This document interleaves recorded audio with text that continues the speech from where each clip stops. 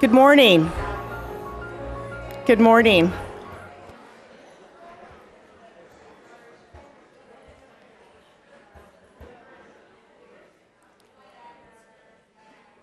It is amazing to look out and see and hear a big, noisy group here to support crime victims. April 8th through 14th has been proclaimed by our Board of Supervisors in this county as National Crime Victims' Rights Week. And we know it takes all of you and all of these people coming together in support of crime victims that means the most. I think I want to thank first and foremost the friends and family that have come today to support some very amazing people. You come because this recognition, means a lot to them, and they mean a lot to us, and so to have you here is particularly special. I also want to talk, we have obviously some people here that are, I want to be recognized. Our Chief of Probation, Todd Bellacci, is here. Captain Dan Seaman of the California Highway Patrol is here. Elvin Badley, who is our juvenile detention supervisor and runs that facility, is here, and he'll be making a presentation with Laura Delahunt. Colleen Eisenberg from Supervisor Mitchoff is here. Gail Israel from Supervisor Candace Anderson's office is here, and we really appreciate, again, their support. Putting on these events is, as we say, it takes the whole family to put it all together, but we also rely on others. The Board of Supervisors, their clerk of the board, they're amazing people, and they've helped us a great deal. They allow us to come into their home and their facility and take over, and we appreciate that. CCTV is here, and they put up our graphics, and they show support every time. They run our videos, the OVC videos on CCTV, so if you stop by and take a look when you're flipping through the channels, take a look at those. We appreciate their support. This year, as you know, many of you have seen the posters all over. We try and get the word out. The theme has been about expanding our circle and reaching all victims. And we've taken some efforts this year at the District Attorney's Office to reach out and expand our circle and connect with our partners at this very special time of year. I wanted to also say that we are honored to have Membi Akililu, who is our guest speaker today. Incredible story of triumph, and you will hear about her. It takes all of us. This year, the District Attorney's Office reached out, and we collected a lot of donations for some of our community partners, those basic things that people need, hygiene products and socks and underwear and gloves and scarves and things that may provide a little bit of comfort to others in great need.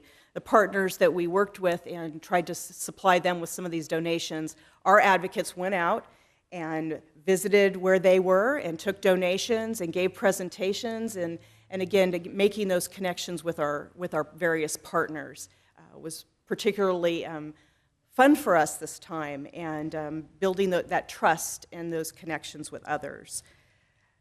I want to have our advocates, I'm going to announce who they are, and I want them all to stand up, please, and so they can all be recognized. What they do in our community, how they represent all of us, how they represent this county when they go out, the work that they do in court, the work they do with victims, they give and they give and they give, and so I want them to please stand and be recognized. Shannon Mahoney, Cesar Contreras, Laura Murrow, Yesenia Aguilar, Raquel Garcia, Chelsea Brandt, Marlene Valenzuela, Stephanie Grant, Ava Ahern, Anthony Harris, Elizabeth Torres, Heather Garcia, Jackie Vizcarrondo, Sandra Gutierrez Benales, Era Jenkins, Glenn Bivens, Daniel Kunkel, Isabel Cerna, Jasmine Rodriguez, and of course, one of our award winners this year, Beverly Brown.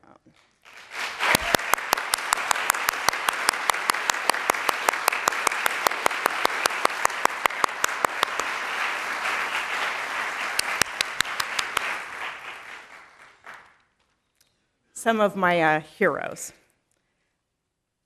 We come together, all of us, a lot of us who do the work, we do the work because we want to make a difference in our community. It means something to us. And we're here in support of those who do the job, but do the job in an extraordinary way. We're honoring this year some staff members, and to say that they work hard is really an understatement. Everything that they bring to the work is such a proud, they proudly so represent Contra Costa County, and they do it because it is who the people that they are. They wouldn't do it any other way.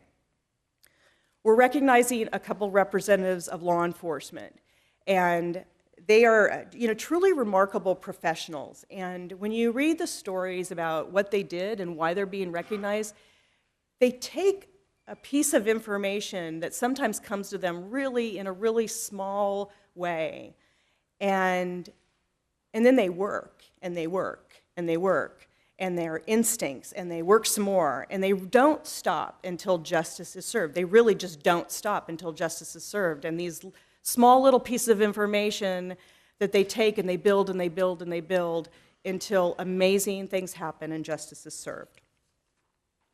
We're recognizing a superhero of a volunteer that serves her community in people's darkest moments. She sees people in times of crisis and trauma and incredible loss, and all she wants to do is do more and help more people and expand her circle and reach more people. It's incredible. We're also recognizing 5 special courage recipients. These are human trafficking survivors. These are 5 women connected by a period of over 15 years by horrific crimes, treachery, and evil. And I am honored, as all of us are, honored and humbled that they are here and they're allowing us to recognize them. Their continued courage and their bravery and their resilience inspires us who do the work every day. It keeps us going. It drives us. And we appreciate them being here today. There are victims and survivors in all parts of our community, all aspects of what we do in every area of Contra Costa County. And there's no segment that's immune from it. There's no region that's immune to it. We're here because we want to create a safer community. We work together. We expand and we reach our partners because we know that that's important. And we strive to reach everyone. We strive to give a voice to all, so we have to listen and we have to truly hear what people are telling us. Some of that is a basic word, and that word is trust.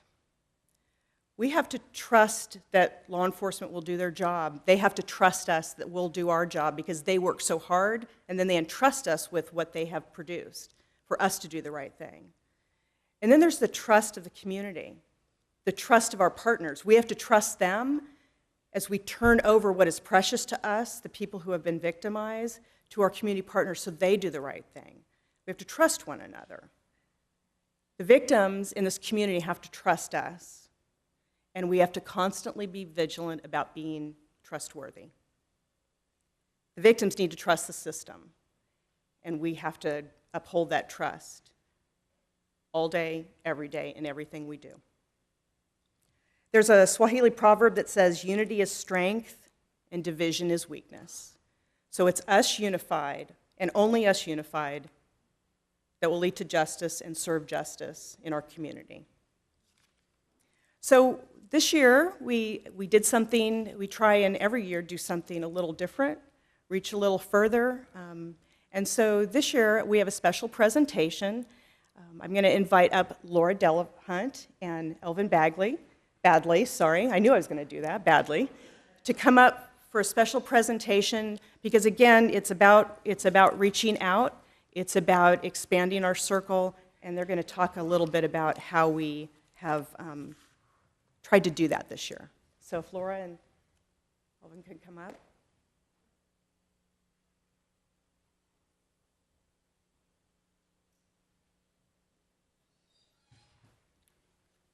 TGIF, good morning, happy Friday, all that good stuff. My name is Elvin Badley. I'm a probation director with the Contra Costa County Juvenile Hall. Quite often, we, not just isolated to Contra Costa County, but I would say even counties across the country, across the states, we get individuals that come into our system that have been involved in crimes and then do create victims, unfortunately. During the process of rehabilitation, treatment, intervention, we start to peel the layers back. And as we peel the layers back, we recognize that a lot of these individuals that came into our systems as perpetrators have in fact been perpetrated themselves. They are victims, and they do perpetuate the same activities that were perpetuated against them. In addressing their issues and going through the rehabilitation process, they voice the victimization of themselves through art, through conversations, through dialogue. And in this instance, we have 3 young ladies that put together their artwork and kind of convey to us some of the important things to recognize that victims are out there and they can be resilient and they can rise to the challenges and they can be better people. So with that said. Thank you. Yes, and good morning. So to echo what Director Badley has said, a lot of, especially our youth who are in our juvenile system, have been victims of violence, and they're trying to process that. And a lot of times their actions are a function of their attempt to process that, and that's what results in them ending up in our juvenile hall.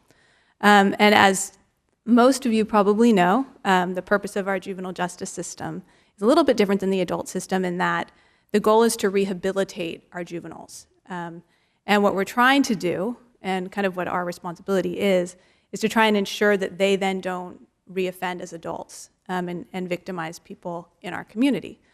So our office actually, over the last year, has had several visits to juvenile hall, myself and several of our victim witness advocates. And the process that we went through with the kids, I will tell you that we weren't initially welcomed on our first day, and that's because we were law enforcement representatives, and we were very honest with them about that. But that changed very quickly. We were able to foster a relationship with the youth. We actually brought our courthouse dog. We spoke to them a lot about victimization, both victimization that they may have experienced as well as the victimization that they may have perpetrated on others without obviously getting into specific cases, but to try and give them an understanding of what it means and how significant those actions can be when taken out on other people in the community. So we went a second time. We actually brought some members of Los Medanos College, and that was at the request of the juvenile hall students, because they wanted to come up with ways that they could engage in a productive way in the community and get involved in certain programs that they could then learn a trade or do something productive upon their release. So we had several visits. This was a natural progression, this particular art contest, because as Elvin has said, part of the curriculum at the juvenile hall facilities is an attempt to get kids to learn how to cope with a variety of strategies that are productive as opposed to acting out on others in the community. And so part of that is through music, through ballet, through artwork.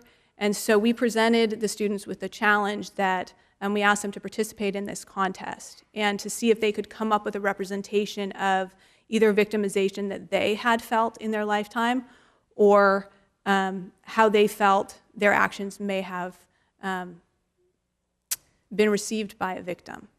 And so these are the result of that. These are the winners. And we actually had an opportunity, myself as well as our victim witness advocates, we had an opportunity to go into juvenile hall again and speak with the young ladies who created this artwork. And I would actually urge all of you to take a look at it at some point during the ceremony and read what is next to the artwork. I'm going to do my best to represent what they told us they signify, these posters, but we were frankly blown away by what they told us. It was more significant than we had expected.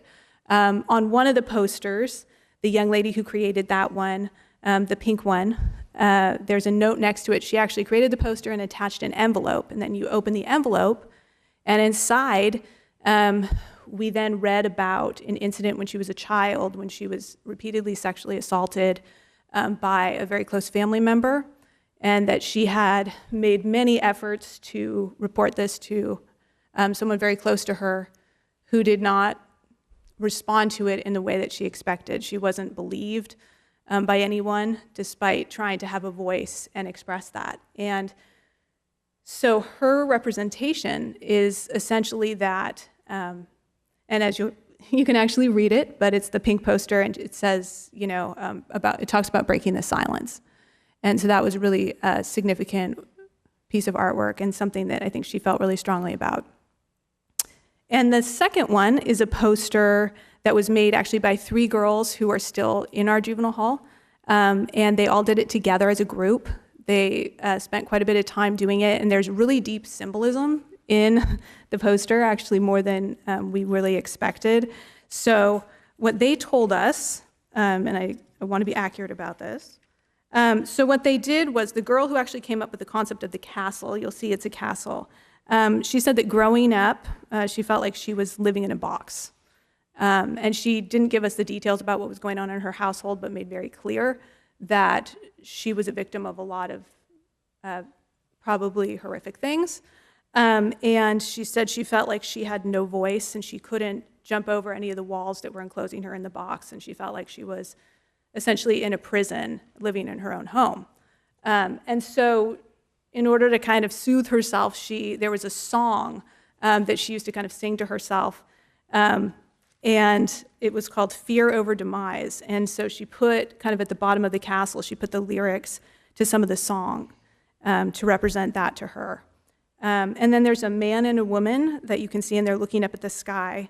And there are multiple colors, as you'll see, that they colored their faces with. And they said they wanted to represent there that victimization is something that expands to all genders, all races, and that, they wanted that to represent everyone, and that their thoughts in that were to represent everyone.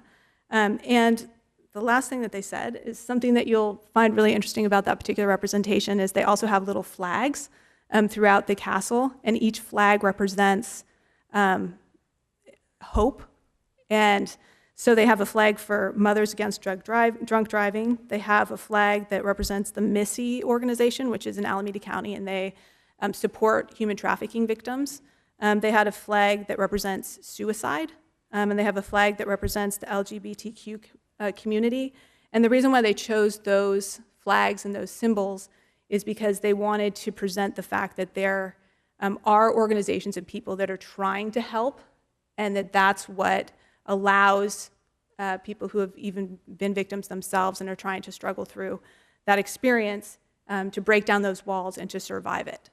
And those were certain organizations that were near and dear to their hearts for a variety of reasons, and they wanted to include and honor those organizations, as well as, I think, a lot of people in this room who make similar efforts to help survivors overcome. So thank you very much, and please do look at the artwork. Thank you.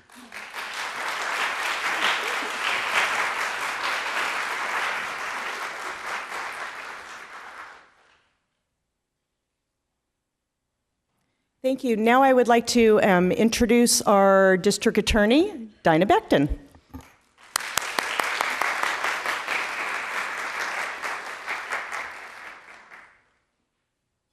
Thank you, and good morning, everyone. Thank you all for being here as we celebrate National Crime Victims' Rights Week. I have the pleasure of being here on Tuesday when the Board of Supervisors recognized all of those who were recognized for the awards this year. And in adopting a resolution, here is some of the wording that they used. They said Americans are victims of 20 million crimes per year, affecting individuals and affecting families. Years of investment in crime victims' rights and services have developed a system of victim response that can help victims recover from crime. We believe that serving all victims of crime is essential to supporting thriving communities, because those who receive holistic services and support are more likely to remain invested in their communities. Our theme for this week is Expand the Circle, Reach All Victims. Albert Einstein once said, "Our task must be to free ourselves by widening our circle of compassion to embrace all living creatures and the whole of nature and its beauty."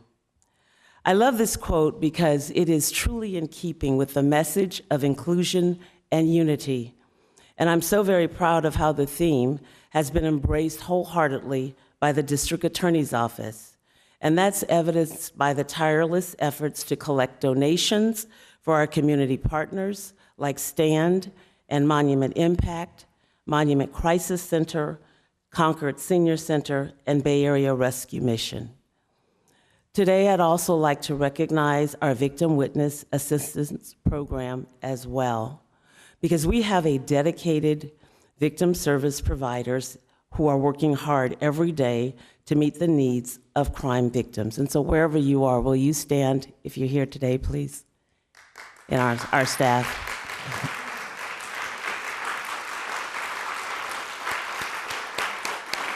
Thank you.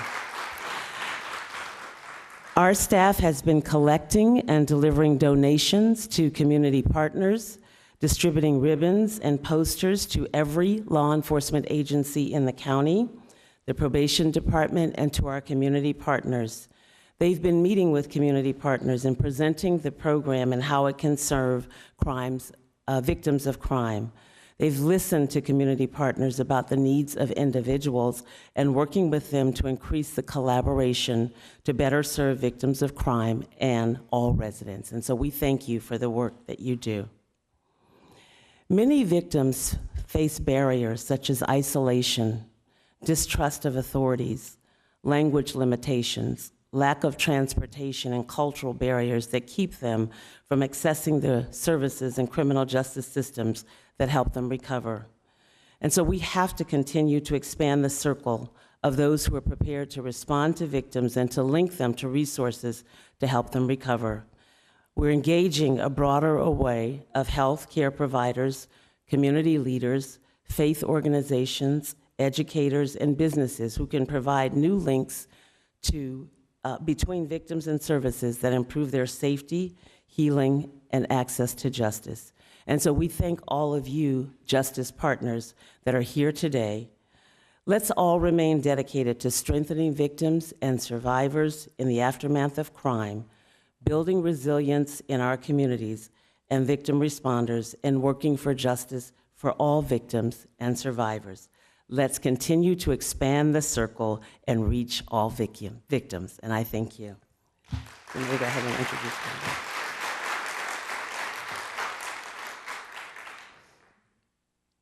And now I have the distinct honor and privilege to introduce our speaker for today. Membe Aklilu. I have to pause for a minute because it's hard for me to even introduce her without getting a little teared up about not only her and her story, but the amazing work that she does to give back to our community. Membe was born to a hardworking single mother in Ethiopia. She ran her own hotel and restaurant. And at the age of 10, Membe witnessed the murder of her mother and became an orphan. She went to live with her brother and graduated from high school. She wanted to become an actress and worked at the National Theater in Ethiopia, where she met a director and fell in love. Over time, he became very abusive and he beat her. When he had an opportunity to travel to Italy, and with promises of better ways, she made the decision to go with him. He continued to beat her. Membe became pregnant, and the abuse continued. She left him. A priest took her to Mother Teresa's woman shelter. She gave birth to her son there.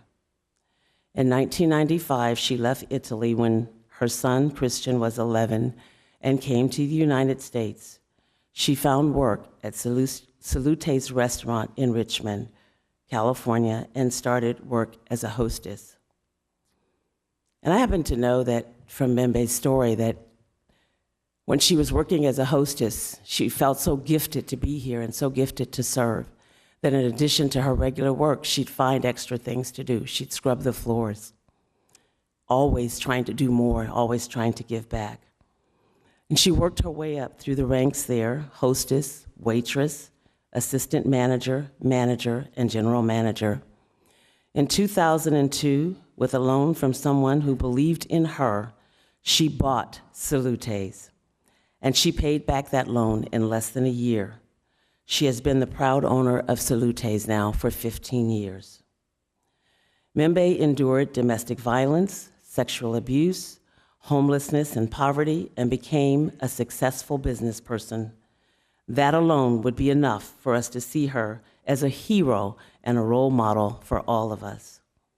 However, she has also become a tireless community advocate in Richmond, helping residents and beyond. Every year, she hosts a Thanksgiving dinner for now over 1,000 homeless men, women, and children.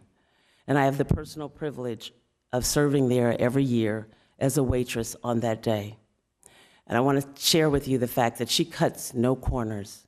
Every person who comes in receives a table that's set with a tablecloth and silverware, glasses, flowers, and we personally serve each one as if they are her honored guest. Every year, she has now returned to Ethiopia after 45 years and remodeled her mother's abandoned hotel and made it into a home for 80 girls. For several years, she has hosted a brunch on Mother's Day for single mothers and children who have lost a parent to gun violence. She has hosted fundraisers for many of our community partners, and she never stops giving back to this community. She's a Jefferson Award winner and a Women's Hall of Fame Award winner in 2016. And the other part that I know is that she's also received her honorary doctorate from Holy Names. It's my pleasure, my honor, to bring forward my friend, Membe. Thank you.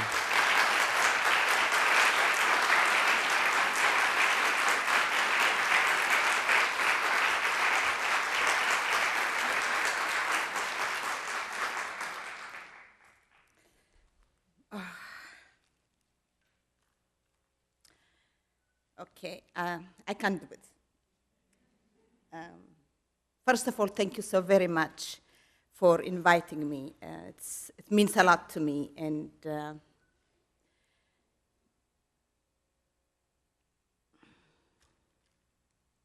okay. I don't know what can I add after her introduction, and then thank you very much for your beautiful, elegant, and generous introduction. Sometimes I ask myself, I said, how I end up in here, you know? A little girl from Ethiopia, from dust country, poor country. Now I am here, the greatest country in the world, in America, and then giving a speech and then here and there. And I said, somebody must slap me to wake me up. So I want to go a little bit details about my life. I born in Ethiopia, a little village, very small village in Gojam. And my mother, which is the most beautiful, tall, slender, gorgeous mother, she was married with this police officer. A lot of police officer stories in my life. It doesn't mean anything, but I just want to tell you the story. So she married this police officer, and then she had 2 kids, and then she got divorced from him because I heard he was stingy. So she got divorced, and she started doing her own business, selling homemade beer, homemade wine, and then she became really very successful, and she opened a restaurant and a hotel. She built it. This woman, she doesn't know how to write, how to read. So when she was selling this wine and beer, Again, another police officer, he raped her in one day, and then she got pregnant of me. So I am a fruit of violence. So I don't know my father. He never been in my life whatsoever. I didn't get anything from him. But when she was running the hotel, every man flirting with her, and then I was thinking, that one is my father, maybe. Or maybe that one. I don't like that one. Maybe the other one. I was dreaming, all men around her, he's my father. So sometimes when I asked her, who's my father? I want to meet him. And then she slapped me and said, don't mention about him. And then, but the other people, they were telling me, oh, your father, he was a sergeant, police officer. And one day, just, she was running every night, hiding in the hole, in the garbage can, whatever. And then one day he raped her, and then after that he ran away. But it doesn't matter, I just want to meet him. So she was working hard, watching her working hard, and she became a role model in the community. So sometimes she was embarrassed to sign by her thumb. So I teach her to write her name so she can sign like intelligent person. So one day in Easter morning, we were ready to celebrate our Easter. And then my older brother, which is 18 years older than me, my sister 17 years older than me, so I was a baby. So they came to celebrate Easter in my mom's hotel. And I saw this police officer. He was exchanging words with my mother.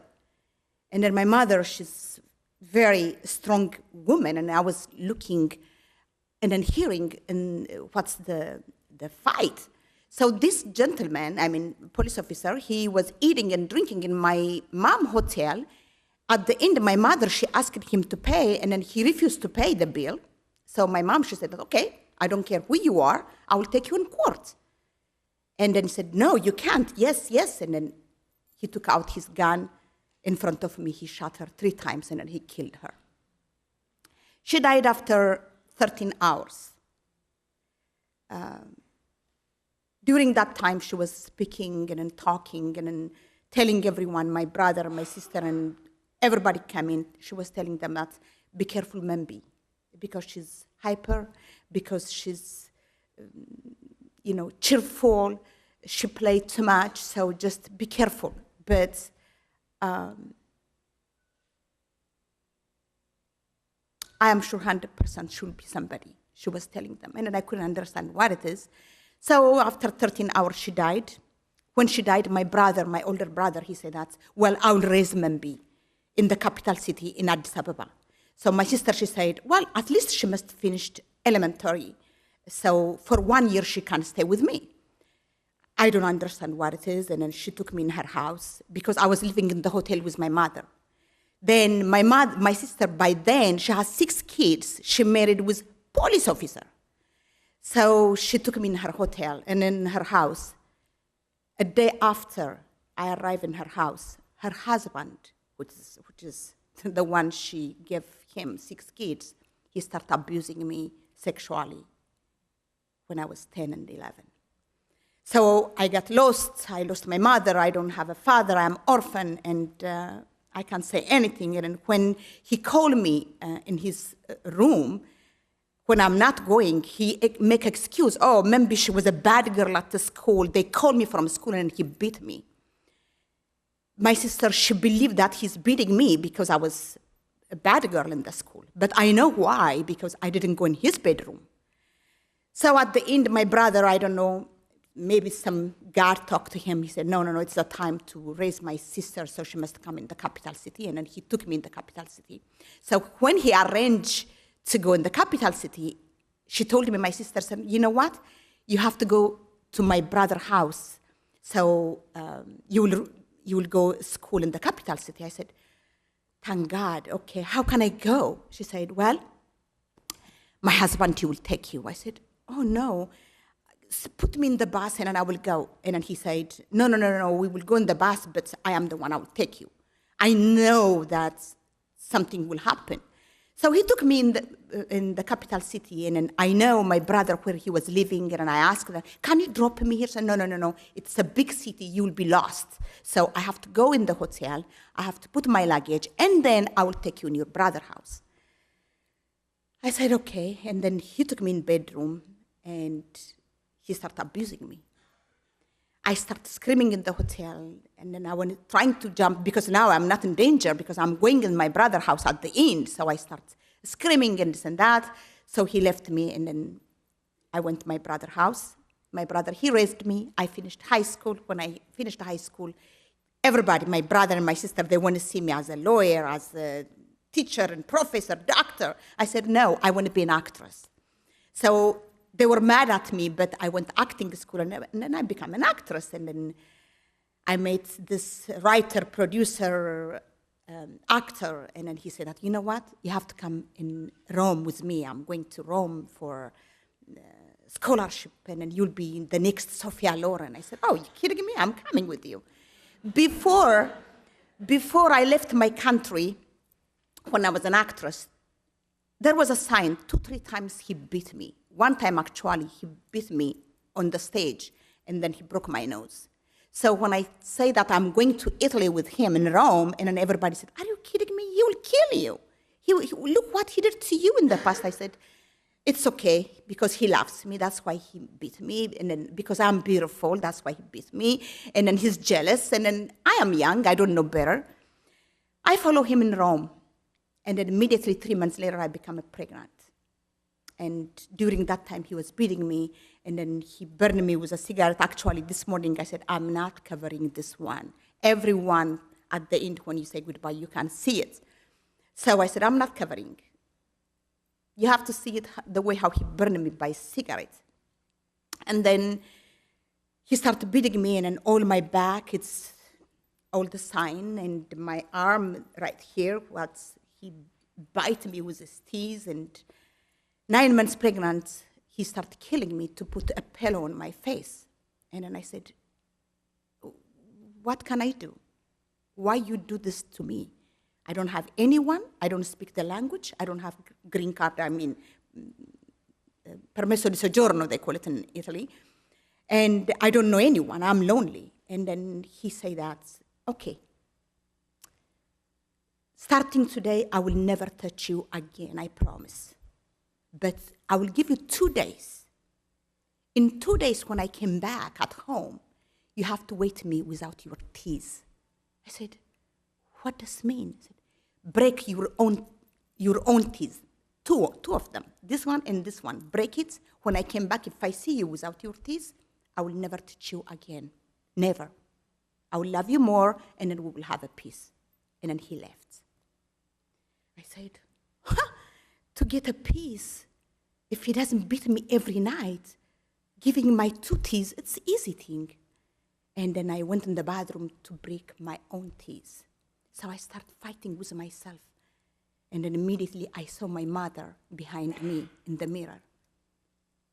Because when I was 8 years old, my mother, she insists I get a tattoo on my gum. So it become blue, and then when you smile, and then your teeth and your smile will be beautiful. So I said, no, it's painful. I don't want that one. So said my mother, no. Your husband, he will fall in love with you with your smile.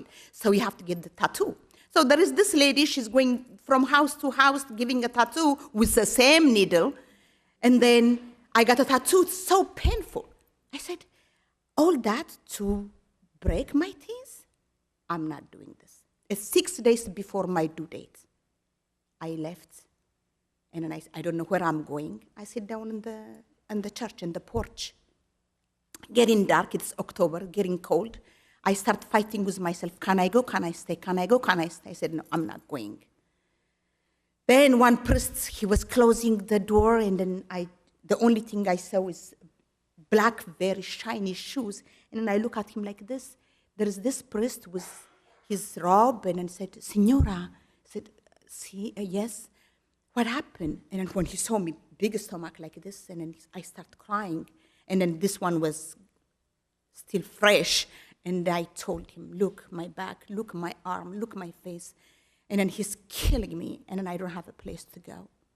And then he said, are you from Ethiopia? I said, yes. And then he started speaking my language. I said, how you speak Ethiopian language? He said, well, I was in Ethiopia for 8 years as a missionary. So come in. He took me inside. He said, I have to find a place for you. You are 9 months? He said, yes, 6, 7 days. I have to give my baby birth. He said, okay. So he took me, he started calling and said, oh, gracias Dio, thank God I found a place for you. Let's go. He took me in Mother Teresa Women's Shelter. I walk in, 35, 40 women in the room. Some of them, they don't have a teeth. Here I am refusing my teeth to break, and I'm with them. And then some of them, they scar, and then some of them mental bothered and alcoholic, whatever. So I said, oh my God, how I end up here? I am from Ethiopia. I was an actress. I have a family in Ethiopia. I started fighting myself and said, you know what? No matter what it is, I am one of them. So let me blend. So they gave me my room, my bed, and were 30, 35 women in the room. Like prison people, one plastic plate, fork, knife, spoon, plastic cup. Said, this is your bed. I said, sure. And then 6 days later, I give birth to my son. And then 3 days later, all the nuns started jumping, and I said, our mother is coming. Our mother, my mother, she died. And then our mother, Mother Teresa, is coming. I said, okay. And then she came. I don't know who she is. I don't care. That's the last thing I want to know. And then here you go, Mother Teresa, she came to visit us.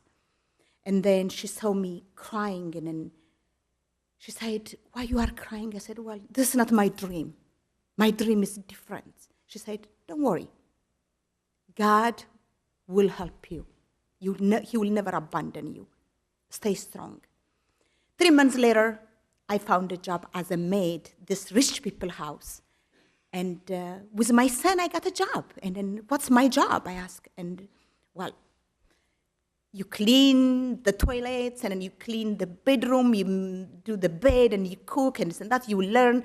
You are a maid. I said, no problem. I worked for this family for 11 years. And then, at the end, I said, you know what? I have to go to America. I heard about America a lot. So I came in America in 1995. I got a job at Salute restaurant. As every second citizen people, I got help. I was living in 51st and Telegraph, Oakland, in government housing. And I stayed there for 3 years. And then after that, I survived. And then I bought the restaurants. When you do a good job, everybody watching you, looking at you. And now I own the restaurant.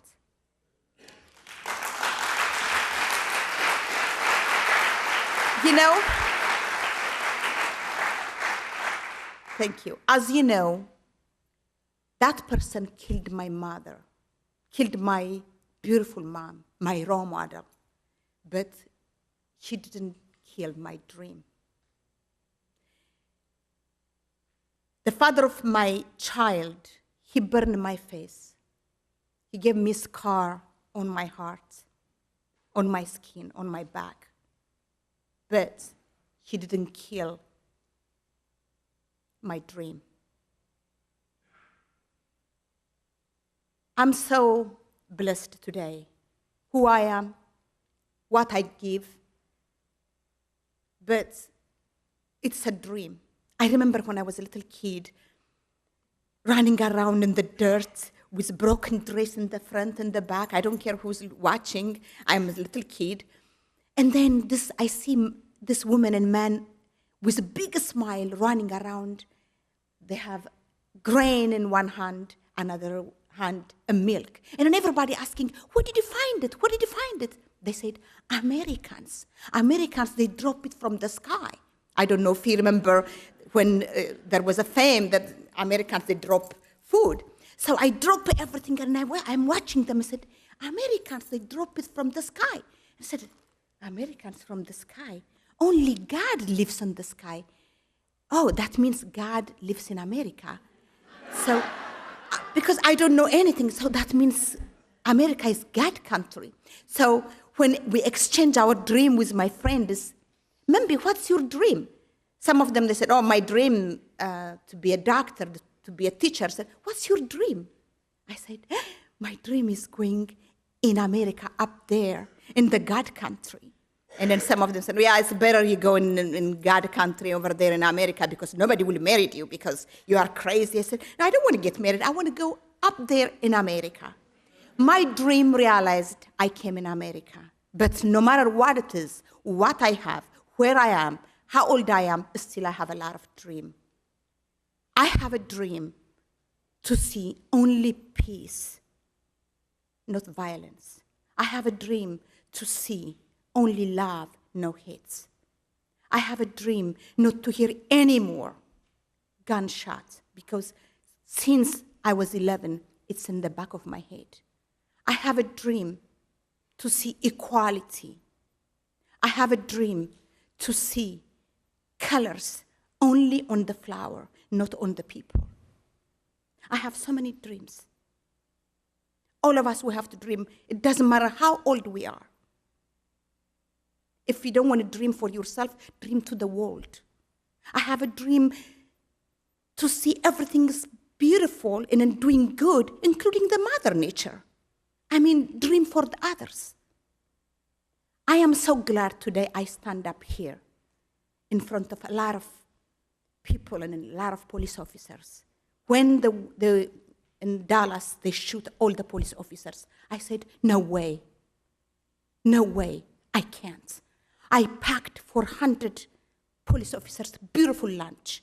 We marched to the police officers, we feed them, because you can't fight with the government. You can't hate because something happened. We can change everything with love, with respect. So today, I will give all my love I have to you. Thank you so much.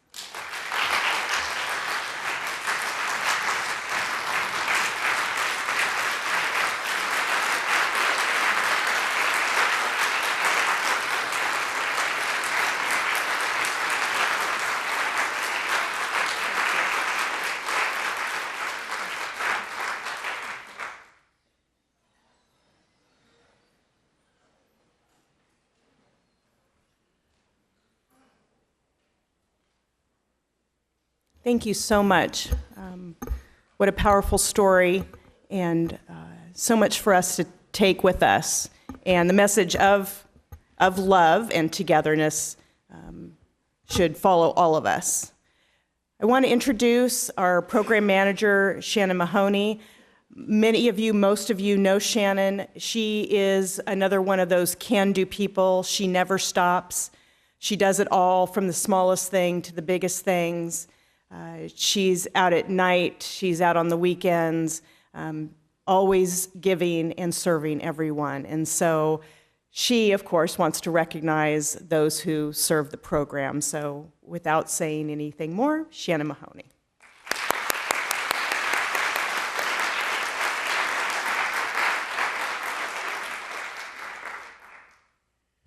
Good morning. Thank you, everyone, so much for coming, and thank you, Memi, for sharing your story.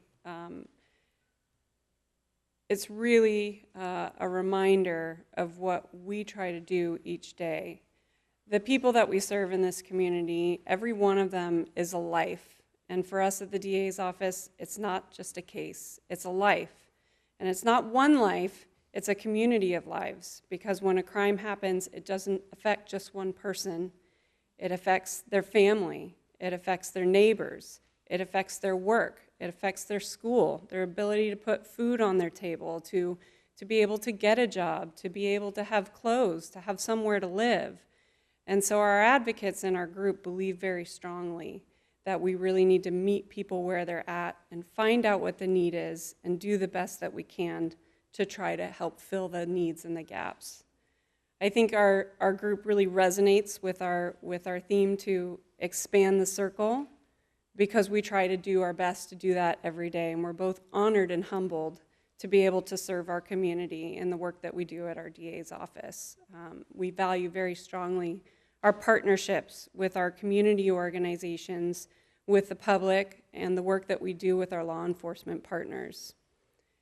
There's a lot of work that goes on in the background to make all of those pieces fit, and our advocates do a lot of it, but the other piece that really keeps us moving is our volunteers. And our program really relies on just people that come in out of the goodness of their heart to help us. And sometimes it's not exciting work. They're in there in our office and they're making copies and they're making phone calls and they're researching, they're looking for those magic resources. They're going to make the difference for one person or for a family. And they're not easy to find.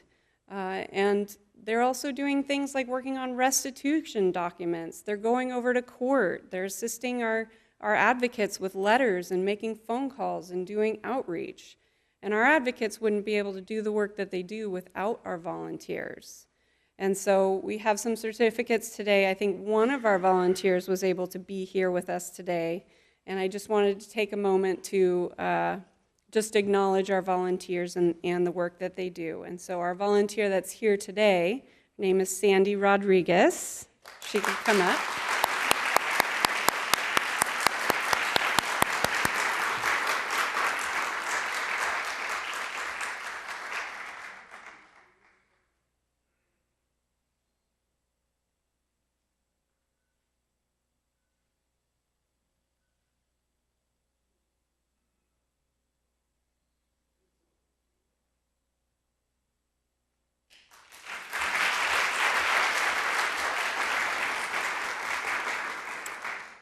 And just to acknowledge our other volunteers who weren't able to be here today but have done a lot throughout the year to just support the work of the Victim Assistance Program and the District Attorney's Office.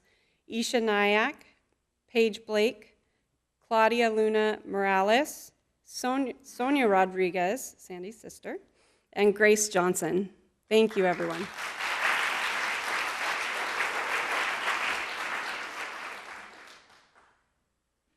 So of course, the part you've all been waiting for, we're going to begin our presentation of awards.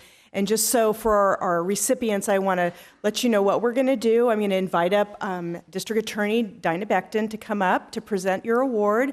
We'd ask that you please come forward and stand up here at the front. We have some certificates. We'll have Gail Israel and Colleen Eisenberg up to present certificates from the Board of Supervisors. We also will love to have you take a picture with us if you would like, and we'd love to have you offer a few words if you would also like to, but none of those things are required. So we're just happy that you're here. So anyway, I am going to invite up District Attorney Dinah Becton for our presentation of awards. This is the good part. So our first award goes to Adriana Gonzalez Powles, who was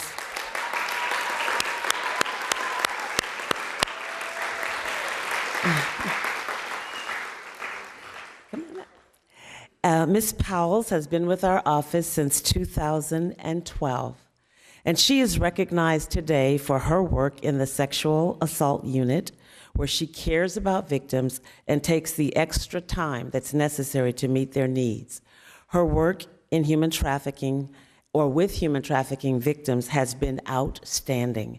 And of course, she always credits the success to her teammates. Thank you, Adriana.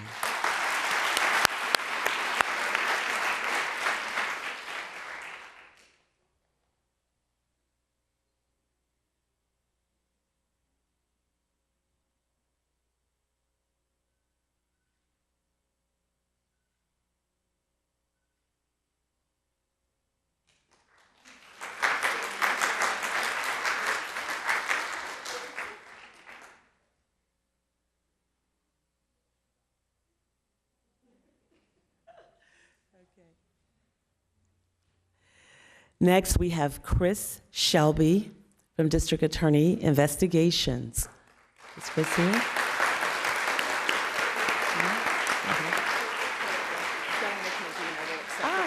Okay.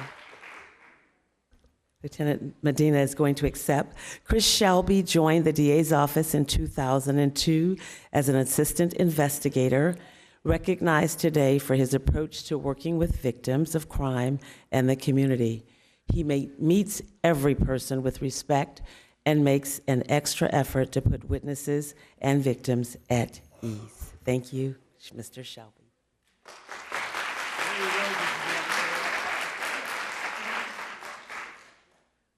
I was happy to accept this for Chris today. Chris has actually taken a well-deserved vacation. In the time that I've been here, I don't think Chris has ever taken over a week's vacation. He's on a 3-week cruise down to the Panama Canal, so good for him. I think everybody that works with Chris would echo that this is very, very well-deserved. His performance here, he's been in our office and our investigative staff for over 15 years, and his work is exemplary. It's always impressive to me when I go to find Chris. If I ask somebody in the office and he's out of office, if Chris is there, inevitably they will praise Chris and say, oh no, I love Chris, or he just stepped out of the office. But everybody has wonderful things to say about him, and it's just a pleasure to work with him. So very well deserved.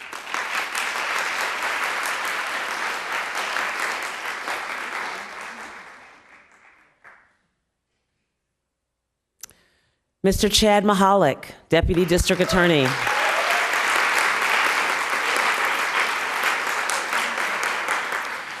Mr. Mahalik joined the DA's office in 2007.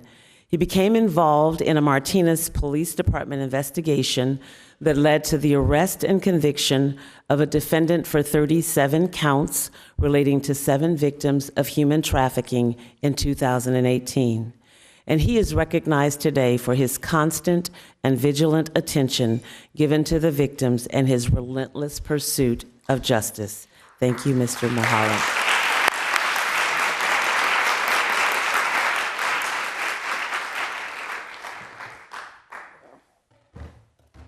Thank you very much. I appreciate it. Thank you all for being here. I just want to say that this case that Dinah Becton referred to was a case that stemmed in 2014 when I was in the Human Trafficking Unit, and it couldn't have been done without the tireless work of Ryan Bailey from the Martinez Police Department, Shannon Mahoney from the Victim Advocate Supervisor at our office, and Ava Ahern.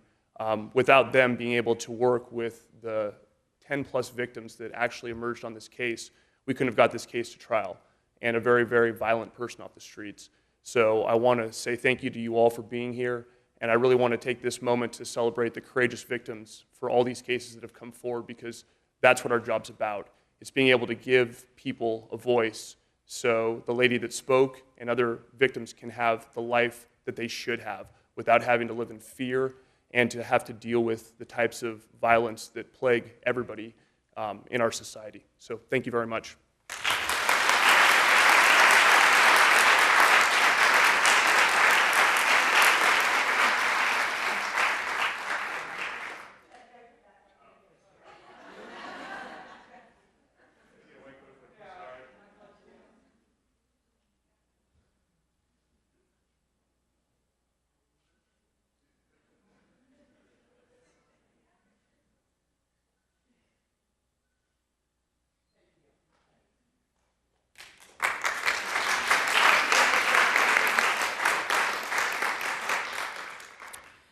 Beverly Brown.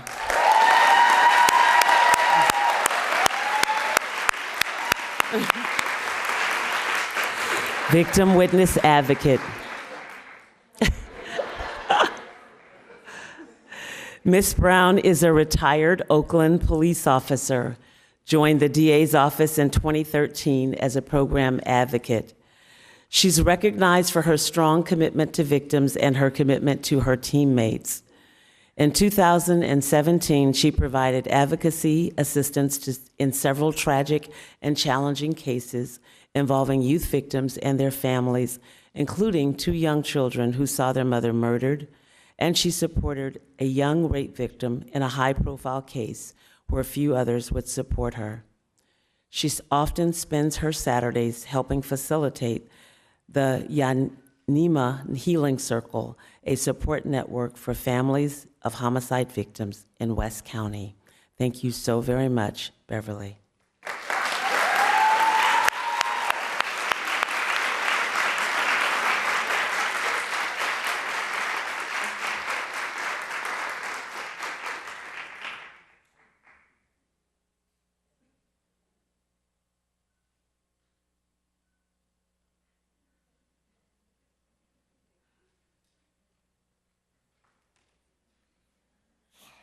So when your boss says that it's not really mandatory, she doesn't really mean that it's not really mandatory. So first of all, thank you. It's always a little humbling and kind of awkward to accept accolades for something that's by design to be done in the background.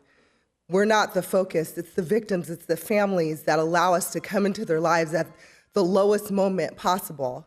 I come in as a stranger and I ask them to trust a system that is re-victimizing at times, and that it's hard, and that they have to navigate things that they don't understand and be part of something they never wanted to be a part of. Nobody wants a victim advocate. Nobody goes and says, hey, let me go pick one up today. But they allow me to come in their lives. And not only do they allow me to come in their lives, they welcome me. A lot of times when I go to my family and my friends to vent about work, they ask me, well, why do you do it? You don't have to do it.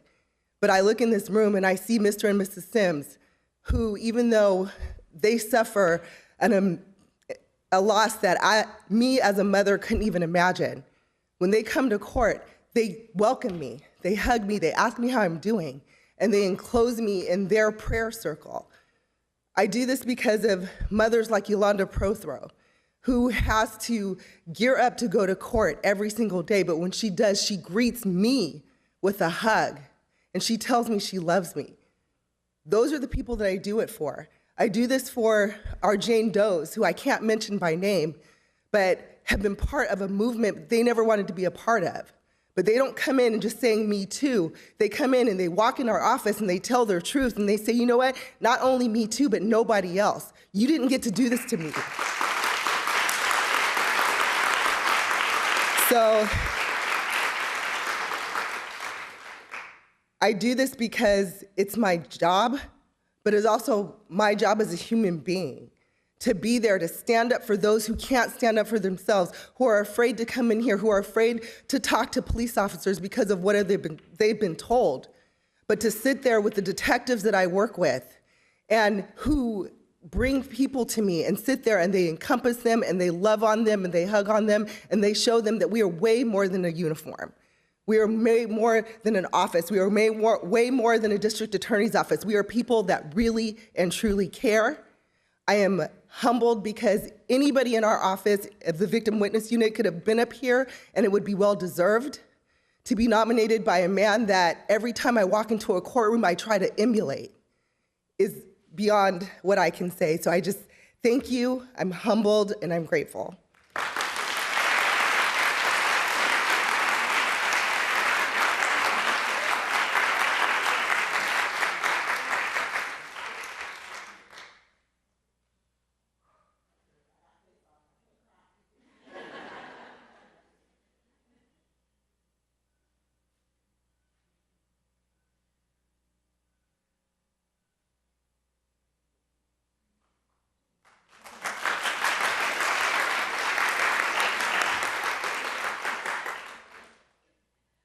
Corporal Ryan Bailey.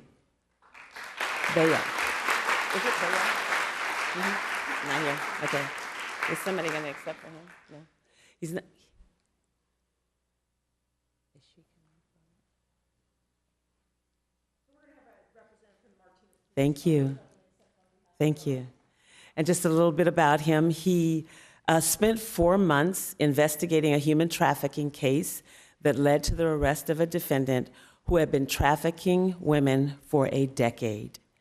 He ultimately helped to help 7 victims. It ended up with a 40-count human trafficking case that was successfully prosecuted by the district attorney's office. It was a complex and intense investigation, but he was able to rescue multiple women from the defendant's enslavement who now have jobs and lives and their own voice again. Thank you. So we appreciate that.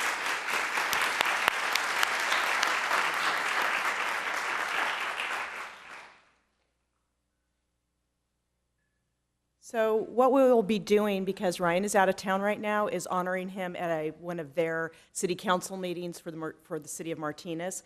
So hopefully we can gather a nice group together and honor Ryan at that city council meeting. So thank you so much. Thank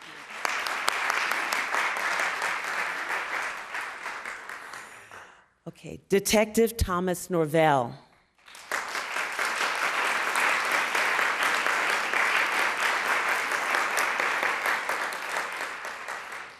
Contra Costa Sheriff's Office, a licensed teacher who was encouraged to pursue a career in law enforcement. He is recognized for his work in the case of People versus Robinson. He investigated a case that began with a report of a molest of an 8-year-old girl, but then discovered older cases against the same defendant that had not fully been investigated.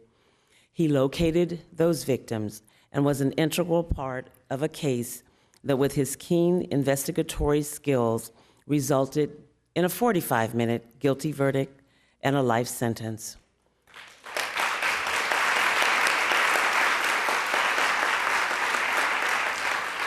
His incredible work saved lives and prevented others from victimization at the hands of a serial child molester. Thank you.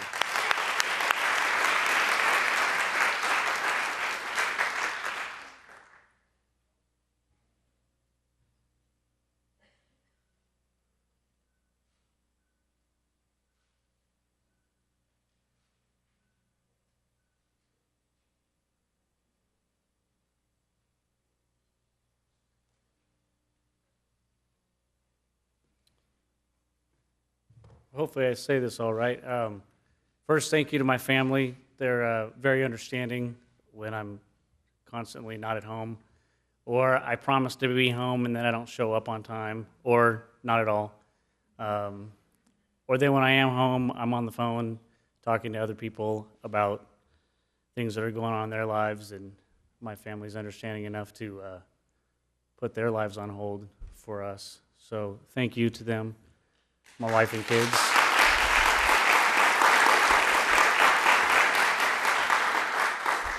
And then we all have roles to play so we can all accomplish the goal, and I'm just thankful that I have an opportunity to play my part of the role, and thank you for the recognition. Appreciate it.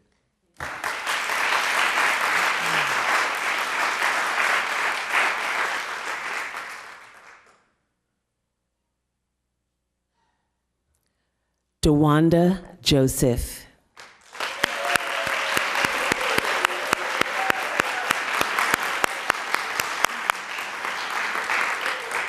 The Ceasefire and Yanima Healing Circle. 6 years ago, Ms. Joseph lost her nephew to homicide. The family left unsupported and they felt frustrated. She's a lifelong Richmond resident. She became involved in Ceasefire Rapid Response to be present in the immediate aftermath of a shooting. They make contact with the families and help with resources and paperwork. They find mortuaries and churches for funeral services, and they help the family navigate the systems. She maintains contact with the families, sometimes making 40 house calls at a time. She created Yanima, which means by grace, a healing circle. The circle provides a place for families in deep pain to come together with a facilitator to support one another. Thank you, DeWanda.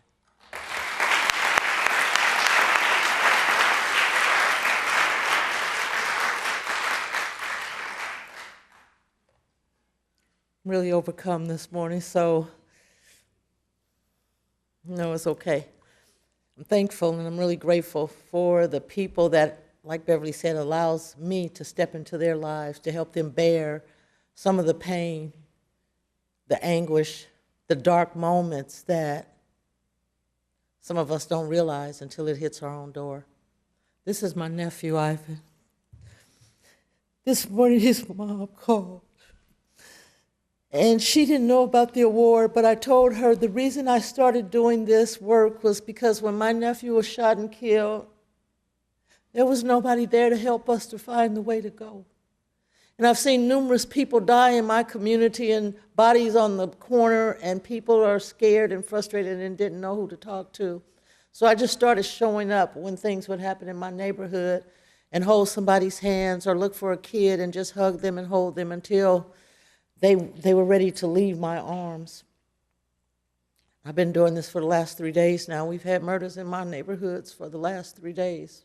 So I've been up going back and forth to see families and starting vigils and making sure that the news does not exploit my community, because I can't stand the trauma that goes along with watching a body on the street day after day and their families still trying to put the pieces together. I'm real thankful that my higher power gave me a vision of the Yanima Healing Circle and also told me the people to go talk to, and they're here to help me. They helped form my vision that was in my head that I could not put together without them. The parents that have allowed us to be with them for the last year and a half. We started with no funding, no sources, and today we still don't have money. But it doesn't take money to share love. It doesn't take money to open our doors and open our hearts to one another in order to help us to be better individuals and to love on each other. I am honored. I am so grateful. I could do my dance a little bit, but I'm just coming out of this walking boot, and they have been so kind to me. They check on me. They made sure that I had a wheelchair when I got to the hospital when I wanted to go to group. They made sure they sent cards. They bought my food. They did my laundry. So we've become like a family, a close-knit family. So I'm really grateful for them, and a lot of the people that I've met, Ms. Prothos, the Sims, they are people that I've known throughout my life in the city of Richmond. I represent Ivan Thompson. He died June of 2010 in El Sobrante, and I represent him. I represent my family when I go out on the corners every day to talk to people. I love this young man, and because someone decided to pull a trigger, we never got to see what he was going to be in life. And I wanted to be able to help other parents to overcome that pain and have a way to process and live with their grandchildren, some that have been left behind with grandchildren to care for, that we can still make our communities a safe place for all. And we will learn how to collaborate with law enforcement, the district attorney's office, and trust you enough to come into our communities to help us solve these crimes. Thank you so much.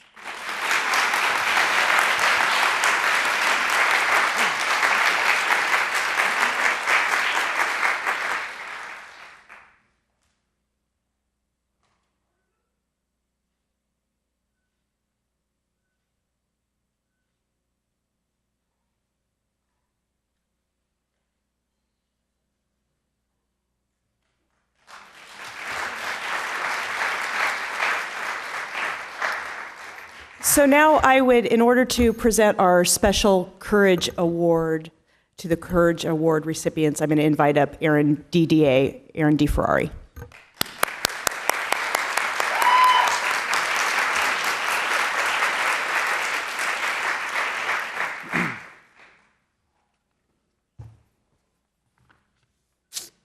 Thank you very much.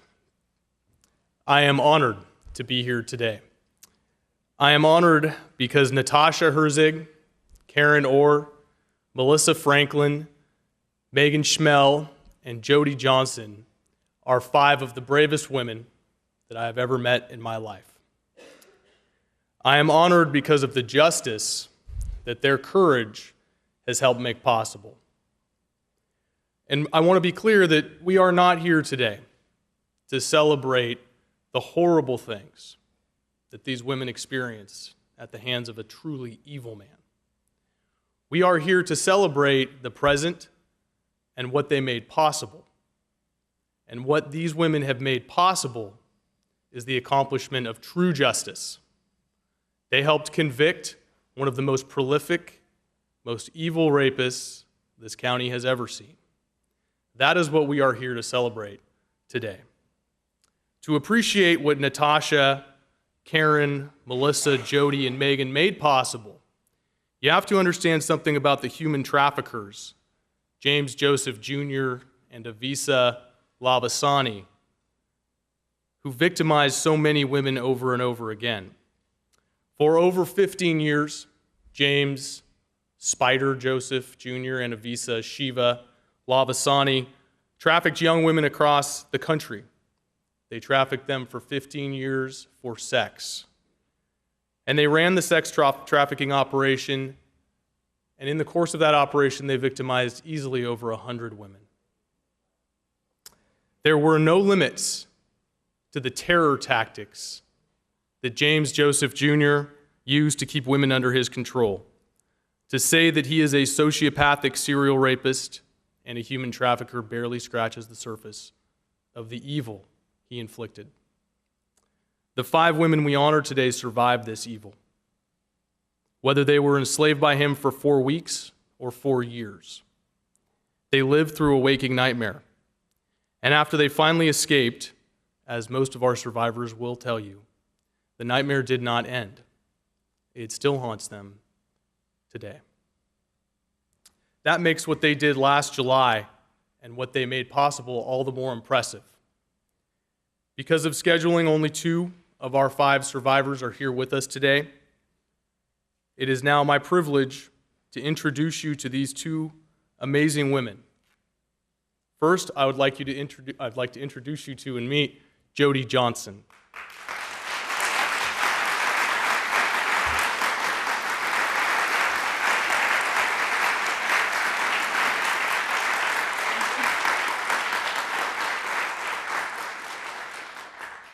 In the early 2000s, Jody spent years of her life enslaved by James Joseph Jr. When she finally broke free, she started a new life.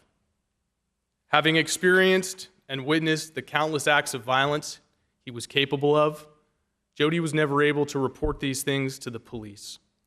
Rather, she did everything she could to leave that part of her life behind and begin anew. And she has been tremendously successful. Jody is now a real estate agent in the Pacific Northwest with her own business.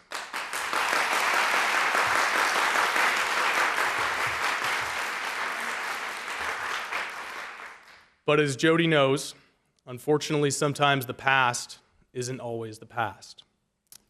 In August of 2017, she got a phone call from Detective Mark Gunning, who's here today, and he told her that her name had been used in the human trafficking, kidnap, and rape trial of James Joseph Jr. and Avisa Lavasani. On less than 12 hours of notice, Jody agreed to talk to Detective Gunning and victim witness advocate Ava Ahern, tell them what had happened to her, and then, phenomenally, she came down to California, walked into a courthouse, and testified about the worst things that had ever happened to her. In the space of 72 hours, we asked the impossible of Jody. We asked her to fly to a different state, fly 15 years into her past, and talk about the man who held her captive in the worst ways for over 13 years ago. What we learned about Jody was that she didn't have to find her voice. She had always had it. I watched Jody's testimony, which was the capstone of our jury trial.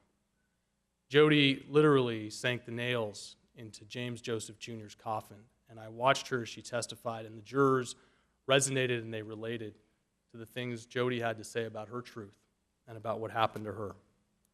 Thank you, Jody. Thank you for standing tall under impossible circumstances. You were truly amazing.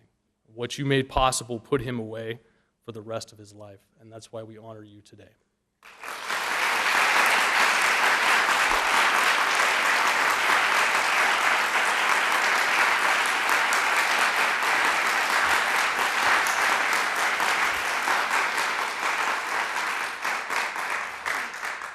Last, I would like you to meet Natasha Herzig.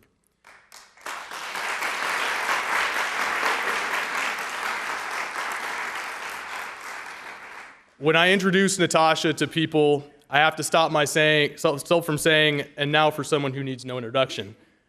Because if you've met Natasha, you'll never forget her. If you haven't met her, take the time to meet her today.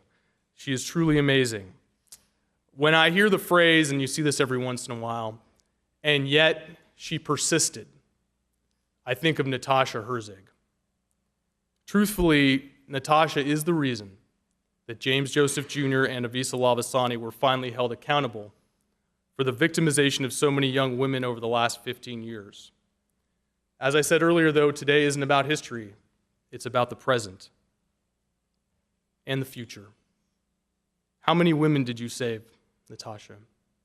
How many more women would Spider have raped and trafficked if it weren't for you? You were told no 1,000 times. You were disappointed time and time again by law enforcement and the courts. Yet, you persisted. In 2001, Natasha was kidnapped, raped, and trafficked for close to a year. She escaped, and she didn't escape to save herself. She escaped to save a friend she had made that Spider was trafficking to, Karen Orr.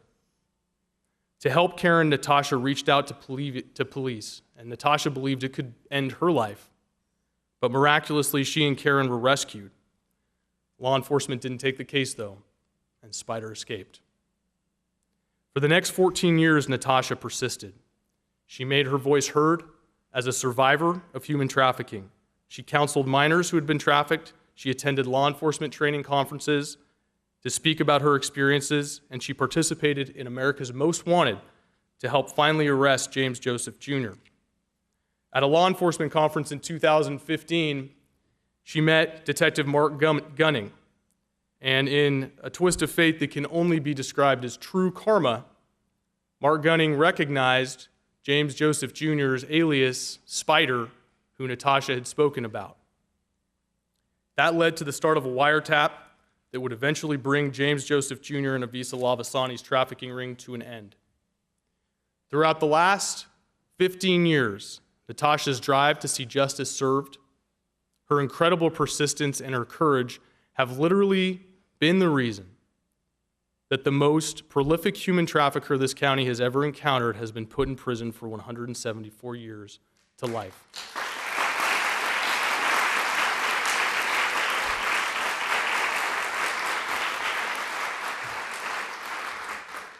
Natasha, we celebrate not what you endured. We are here to celebrate what you've made possible. We thank you on behalf of the countless women who you spoke for, and maybe just as importantly, on behalf of the ones who you won't have to speak for at all, because Spider won't have an opportunity to victimize them. Thank you.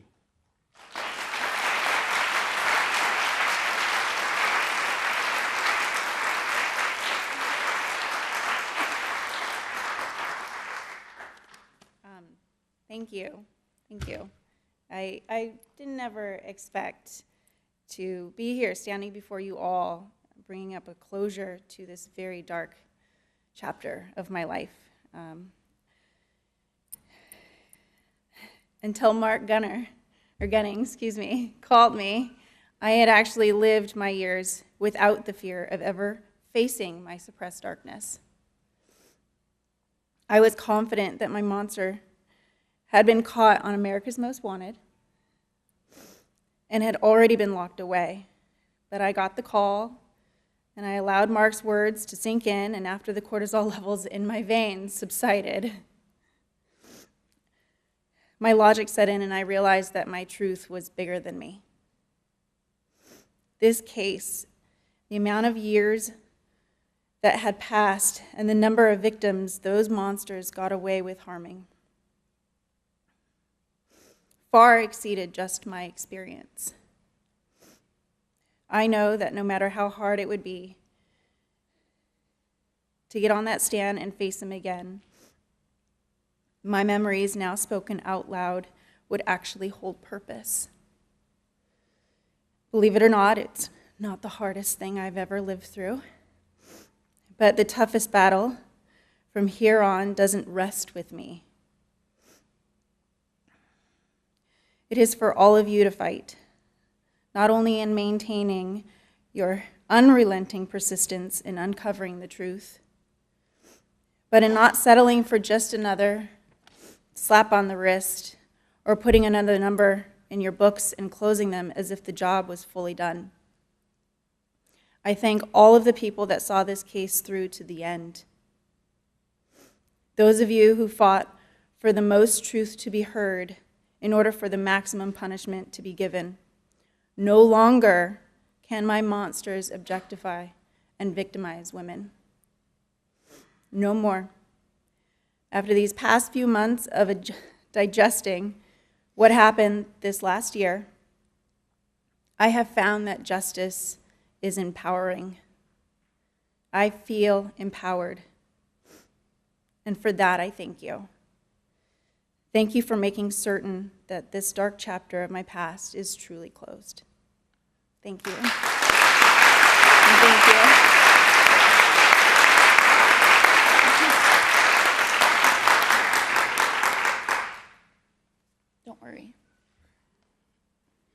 So I'm going to go off script just a little bit before I read what I've wrote down. I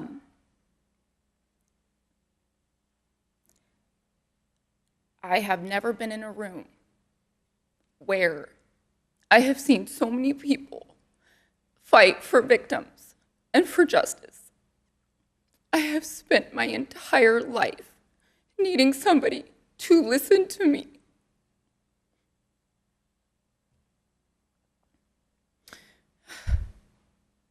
I know that all the judgment and all the, it didn't happen to you, you don't look like a victim, right now, standing here was worth it.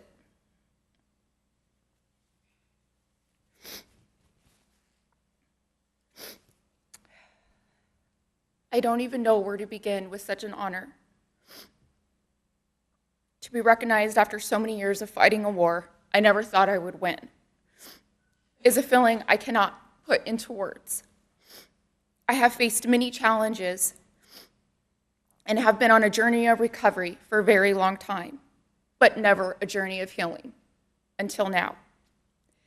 It is only because of some of the people in this room that I can finally rest my fragile body, both mentally and physically, to take the time I need to heal. Justice is hope that one day the trauma and pain we have endured will become a time of healing and an opportunity to not allow the victimization to define who we are. I have spent many years accepting the fact that justice would be something I would have to create for myself in order to move forward with my life, that it would be my responsibility to never stop speaking out until somebody, anybody, would hear me and help me. That day has finally come. You became that somebody. I want to acknowledge and thank everyone who contributed in putting Spider away. I know there were countless hours spent and sacrifices made on you and your family's part in order to solidify this case and bring justice. I am not sure that those of you who contribute to fighting justice will ever truly know the depths in which you give us freedom to find closure and heal. The tireless effort put forth by those of you who don't even know us, but fight for us anyways, without judgment or hesitation, is a debt that can never be repaid. Thank you for my freedom and a second chance at life, a life I may have never known, a life without justice. Mark, I will never be able to thank you enough for not only believing me, but also believing in me. Many could have turned their heads and said, there is no way he could still be doing this, but you didn't. It was meant to be. I will never forget that day because of you. Here we are. I thank you for your dedication and commitment to finding justice when many would have done nothing. I can never thank you enough. Matt, while you were not my keeper, we all have keepers as victims, I know what you did. I know how many hours you spent listening to wiretaps. Please do not think that you were overlooked by me because you were not my keeper. Mary Lee, thank you for being my support advocate and going to every single trial, hearing, everything for the past 2.5 years when I could not be there. You owed me nothing, but you gave me everything because I had to know everything that was going on in court. Thank you. Aaron. Well then.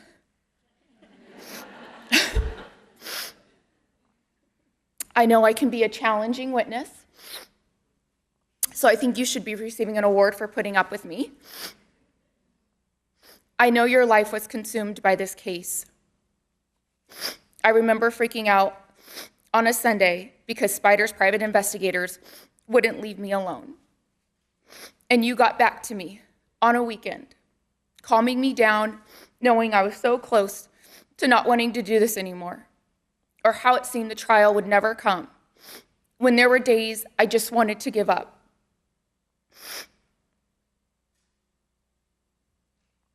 But you were always there. You would take my phone call, and you would reassure me I was going to be okay. Again, you showed me patience and gave me hope that this would all be worth it in the end. I saw your fight for justice, your determination, your perseverance, and the sacrifice you and your family made to bring justice to those who needed you to be their voice. You put Spider away for 174 years. I'm not sure anyone else could have done what you did, and for that, I will forever be grateful. To my family, thank you. I am not the only victim. You guys were victims as well, and I thank you for being there for me and always supporting me, even in my time of troubles and the challenges that I faced to find who I am, to become the woman that I am today. To the survivors, I want to thank you for finding the courage to speak up and for being so brave to testify. Please know how courageous you are. There are many other victims that could not find their voice out of fear, a fear we know all too well. Thank you for backing me up in what I have been trying to tell anyone who would listen. I couldn't have done it without all of you. I am just one voice, but together we are many. We have a bond that no one else will ever understand or know. Our future is bright now, and so much is waiting for us. We can begin to heal and finally shed the shame Spider has always wanted us to wear. You all are the true heroes. The strength it took to do what you did says you are the bravest women I have ever known. Not only are you victims who became survivors, but you are warriors. You fought for justice so that no one else would ever have to know the pain we felt at the hands of a monster. You have not chosen this role, but it chose you because you were strong enough to do it. You could have easily walked away, but you didn't. You got up on the stand and you took back what belonged to you. Things he took from you, he no longer has. Your courage has saved so many others. The healing begins today. It begins right now. We have been set free to live our lives. This is our new beginning.